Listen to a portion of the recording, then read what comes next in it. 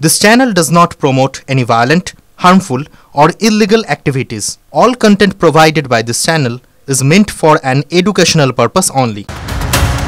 এদিকে গতকালই আপনাদের আমরা দেখিয়েছিলাম যে তিন প্রসূতির অবস্থা সংকটজনক, তাদের গ্রিন করিডর করে কলকাতায় নিয়ে আসা হয়, তাদের আপাতত এসএসকেএম এ চিকিৎসা চলছে, কিন্তু পরিস্থিতি এতটাই জটিল যে এসএসকেএম কর্তৃপক্ষ কিন্তু এখনো পর্যন্ত কোনো মেডিকেল বুলেটিন প্রকাশ করেনি। কিন্তু জানা যাচ্ছে যে দুজনের অবস্থা বেশ আশঙ্কাজনক, যাদের ডায়ালিসিসেরও প্রয়োজন রয়েছে। গতকাল রাতে তাদের নিয়ে আসার পর থেকে নানাবিধ পরীক্ষা নিরীক্ষা করা হয়েছে, ব্লাড টেস্ট করা হয়েছে, এবং সব মিলিয়ে যে দুজন সিসিইউতে অর্থাৎ ক্রিটিক্যাল কেয়ার ইউনিটে এবং যে একজন আইটিইউতে ভর্তি রয়েছেন তাদের শারীরিক অবস্থা এই মুহূর্তে কেমন কি জানা যাচ্ছে জানতে চলে যাব আমাদের প্রতিনিধি সৌরভ দত্তর কাছে। সৌরভ, অনেকটা দেরি তো ইতিমধ্যেই হয়ে গেছে, কোনো মেডিকেল বুলেটিন নেই, কি জানা যাচ্ছে এই তিন প্রসূতি আছেন কেমন এই মুহূর্তে? তাদের শারীরিক অবস্থা সংকটজনক এবং বিকেল ৩টের পরে এসএসকেএম কর্তৃপক্ষের তরফে সেটা বক্তব্য দিয়ে জানানো হয়েছে। কিন্তু এই মুহূর্তে যেটা সবচেয়ে গুরুত্বপূর্ণ দিক সেটা হচ্ছে যে বিশেষজ্ঞ কমিটি যারা এখানে স্বাস্থ্য ভবনে বৈঠকে বসেছিলেন তারা কি জানালেন, কিসের ভিত্তিতে সিআইডি তদন্তের নির্দেশ দিলেন মুখ্য সচিব।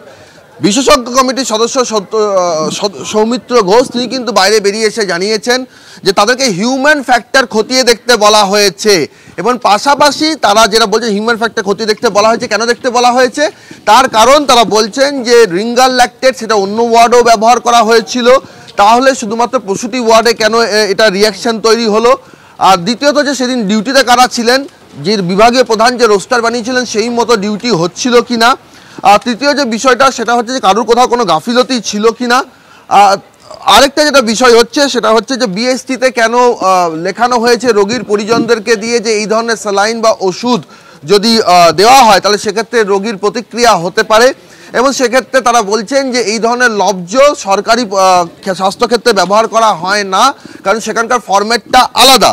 কিন্তু পাশাপাশি তিনি এটাও বলছেন যে একদিকে যেমন হিউম্যান ফ্যাক্টর খতিয়ে দেখতে স্বাস্থ্য ভবন বলছেন বিশেষজ্ঞ কমিটির সদস্যদের, পাশাপাশি তারা বলছেন যে ঘটনাটা একটা রাতে একটা জায়গার মধ্যে হয়েছে, কিন্তু যে ড্রাগ টেস্টিং রিপোর্ট, যে ময়নাতদন্তের রিপোর্ট সেগুলো এখনো পর্যন্ত আসেনি। ফলে তারা বলছেন যে এতগুলো যে ইনভলভমেন্ট, এই যে কিডনি বিকল হয়ে যাওয়া, হিমোগ্লোবিন কমে যাওয়া, রক্তচাপ কমে যাওয়া, রক্তক্ষরণ হওয়া, এটা শুধুমাত্র হিউম্যান ফ্যাক্টর দিয়ে এস্টাবলিশ করা যাচ্ছে সেটাও তারা বলছেন না। তারা বলছেন ড্রাগ টেস্টিং এর বিষয়টা তাদের মধ্যে মাথায় রয়েছে, এবং এক্ষেত্রে রিঙ্গাল ল্যাকটেটের পাশাপাশি তারা অক্সিটোসিনের তোমাকে একটু সঙ্গে রাখবো এই মুহূর্তে। সৌরভের কথার প্রসঙ্গে যাই, রিঙ্গাল ল্যাকটেট ছাড়াও অক্সিটোসিনের ব্যবহারের কথাও কিন্তু মাথায় রাখা হয়েছে, কারণ রিঙ্গাল ল্যাকটেট অন্য ওয়ার্ডেও ব্যবহার করা হয়, অক্সিটোসিন শুধুমাত্র প্রসূতি বিভাগেই ব্যবহার করা হয়। এখন ওই ড্রাগ টেস্টিং রিপোর্ট কিংবা ময়নাতদন্তের রিপোর্ট এসে পৌঁছেনি, সেই সব রিপোর্ট এলেই চূড়ান্ত রিপোর্ট পাওয়া যাবে। রিঙ্গাল ল্যাকটেট, অক্সিটোসিন ইউজ, অক্সিটোসিনের যে ব্যবহার সেটা ঠিক মতো করে করা হয়েছে কিনা এগুলো বিচার বিবেচনা করে দেখতে বলা হয়েছে। সমস্ত কাগজ খতিয়ে দেখে আরও রিভিউ করা হবে, কিন্তু final report of the drug testing and analysis এবং আমাদের পোস্টমর্টম রিপোর্ট, অটোপসি রিপোর্ট আসলে কিডনি কেন ফেলিয়ার হলো সেগুলো আরও বিশদে বোঝা যাবে। তেমনি কোনো হিউম্যান ফ্যাক্টর ওখানে বিশেষ কারণে একই রাত্রের মধ্যে কেন 5টা ঘটনা ঘটলো সেটাও আমাদের বিচার্যের মধ্যে রয়েছে। এখানে কারা কারা ডিউটিতে ছিল থেকে শুরু করে মানে কারা কারা অপারেশন করেছে, মানে এসব ডিটেল আউট করা হয়েছে। সৌরভ দত্ত আমাদের সঙ্গে রয়েছেন, আমাদের সহকর্মী, যাবো সৌরভের কাছে। সৌরভ, এই অক্সিটোসিন এটা কারা তৈরি করে, কোন সংস্থা? 1, 2 নম্বর, চিকিৎসকরা এটা ভালো বলতে পারবেন যে মানে এনারা কি ইঙ্গিত করার চেষ্টা করলেন, এই অক্সিটোসিন তো বোধহয় এর আগেও ব্যবহার করা হয়েছে নাকি? শুভজিৎ, দেখো, বিশেষজ্ঞ দলের সদস্য সৌমিত্র ঘোষ যে কথাটা বলছিলেন যে হিউম্যান ফ্যাক্টরগুলো কি কি সেগুলো তিনি বলছিলেন যে কেন হিউম্যান ফ্যাক্টরের কথা ভাবা হচ্ছে, আর দ্বিতীয়ত ড্রাগ রিঅ্যাকশনের কথা কেন ভাবা হচ্ছে। ড্রাগ রিঅ্যাকশনের কথা ভাবা হচ্ছে কারণ একদম কোট করে বলছি, তিনি বলছেন যে অ্যানাস্থেসিয়া করা হয়েছে, কিন্তু অ্যানাস্থেসিয়া যে ড্রাগ দিয়ে করা হয় বা অক্সিটোসিন যে ড্রাগ দিয়ে ব্যবহার করা হয় তাতে সাধারণত বিরাট অ্যানাস্থেসিয়া দিয়ে পর বিরাট পার্শ্ব প্রতিক্রিয়া হয়ে মানুষের মৃত্যু হয়, কিডনি বিকল হয়, হিমোগ্লোবিন কমে যায়, এমনটা ঘটে না। তাহলে আরএল এর ক্ষেত্রে, রিঙ্গাল ল্যাকটেটের ক্ষেত্রে আগেও অভিযোগ এসেছিল। অক্সিটোসিন স্টোরেজের গন্ডগোলে গত বছরও অক্সিটোসিনের কারণে অনেক প্রসূতির মৃত্যু হয়েছে বলে এরকম একটা অভিযোগ সামনে এসেছিল।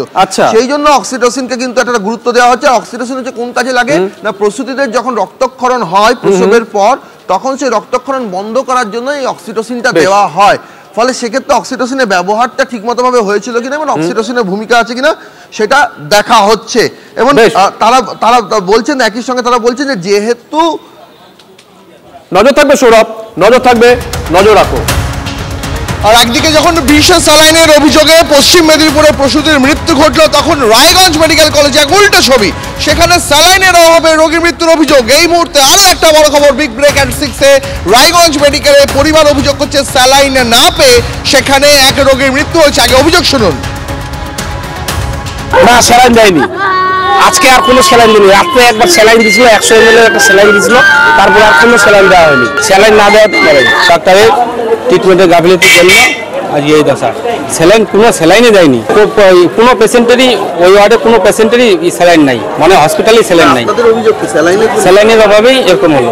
স্যালাইনের অভাব তো কিছু নেই প্রথমত, আর রোগী মৃত্যুর অভিযোগ যদি কিছু থাকে, লিখিত যদি কিছু জমা পড়ে অবশ্যই খতিয়ে দেখা হবে। এই মুহূর্তে রায়গঞ্জ মেডিকেল থেকে আমার সহকর্মী রূপক রয়েছেন, আমি সরাসরি রূপকের কাছে দুটো প্রশ্ন জানতে চাইবো। রূপক, পরিবারের কি অভিযোগ? রূপক, আমার দ্বিতীয় প্রশ্ন, হাসপাতাল কর্তৃপক্ষ তাদের কি বক্তব্য?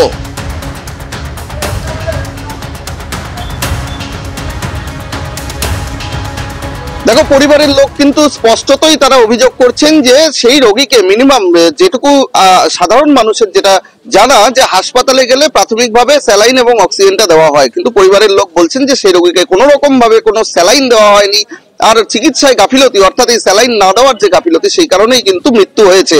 এবং তারা স্পষ্ট যেটা দেখেছেন এবং ওয়ার্ড ঘুরে আমরাও যেটা দেখছি যে সেখানে কিন্তু পর্যাপ্ত স্যালাইনের অভাব বা সংকট কিন্তু একটা দেখা যাচ্ছেই।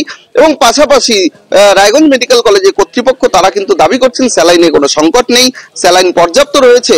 কিন্তু লিখিত অভিযোগ দায়ের হওয়ার পরে এমএসভিপি যেমনটা জানাচ্ছেন, এর পেছনে গাফিলতি রয়েছে কিনা বা কার গাফিলতি রয়েছে, যদি এই ধরনের ঘটনা ঘটে থাকে সমস্তটাই তারা তদন্ত করে দেখবেন। কার্যত এই অভিযোগ সামনে আসার পরে আপাতত তোমাকে অনেক ধন্যবাদ।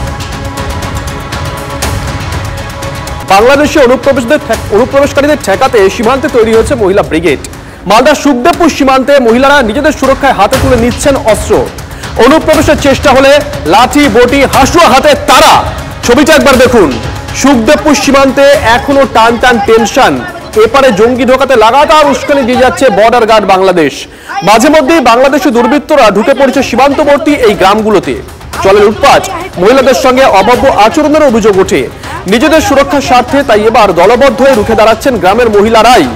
সীমান্তে অজস্র সদ্য খোঁড়া মাটির ঢিবি, অনুপ্রবেশের জন্যই সুড়ঙ্গ খোঁড়ার অভিযোগ গ্রামবাসীদের। বিজিবির সাথে দলে দলে ভিড় করছে বাংলাদেশি নাগরিকরা। অনুপ্রবেশ রুখতে নজরদারি কয়েক গুণ বাড়িয়েছে বিএসএফ।